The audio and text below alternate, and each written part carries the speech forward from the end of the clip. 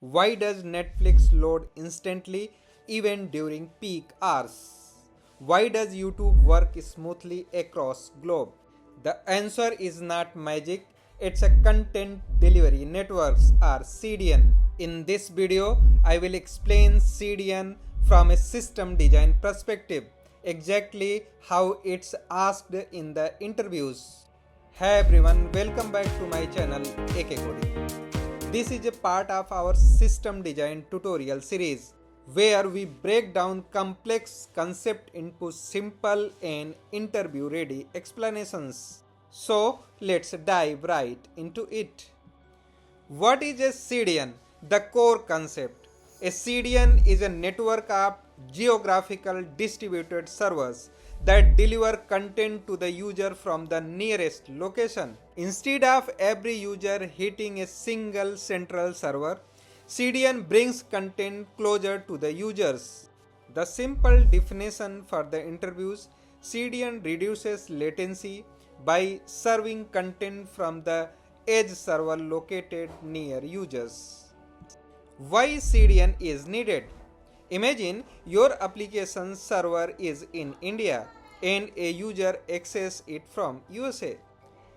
Without CDN it creates the problem like high latency, slow page load, poor user experience, server overload. The distance creates delay and delay kills user experience. That's the real problem. Now let's see how CDN works. Let's understand CDN with a simple workflow. Number 1, user request to an image or video. Step number 2, request goes to the nearest CDN edge server. Step number 3, if content is cached, it's a return with the immediate response. If content is not cached, fetch from the original server and cache it. This process is called edge caching. That's awesome, right? Let's see the CDN architecture.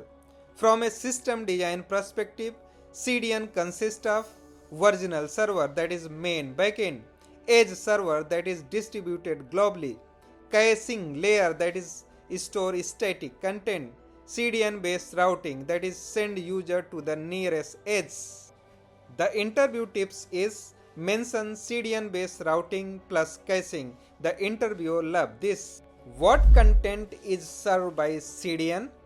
CDN is mostly used for the static and semi-static contents. For example, images, videos, CSS and JavaScript files, fonts, static HTML pages, sometimes API responses.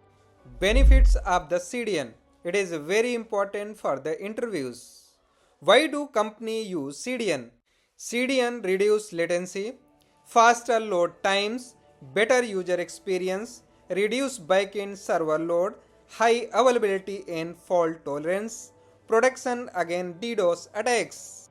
In system design interviews, always link CDN to the performance and scalability.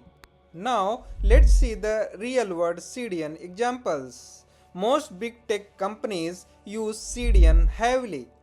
The popular CDN providers are Cloudflare, Akamai, AWS CloudFront, Google Cloud CDN, Azure CDN. Even your favorite website using CDN, whether you should realize or not.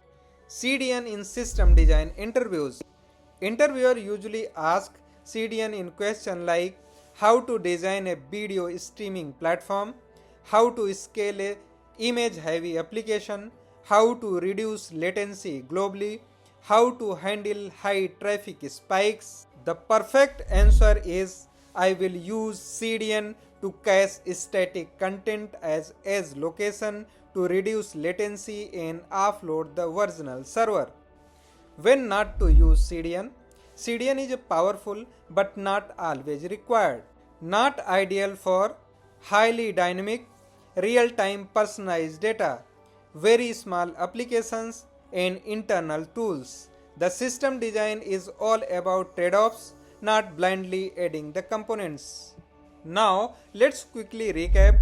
CDN, that is network of edge servers, reduce latency, improve scalability, uses caching plus DNS routing, critical for the global applications. That's it. If you found this video helpful, don't forget to like, share and subscribe for more awesome tech insights video. See you next video. Until then, keep learning and stay curious.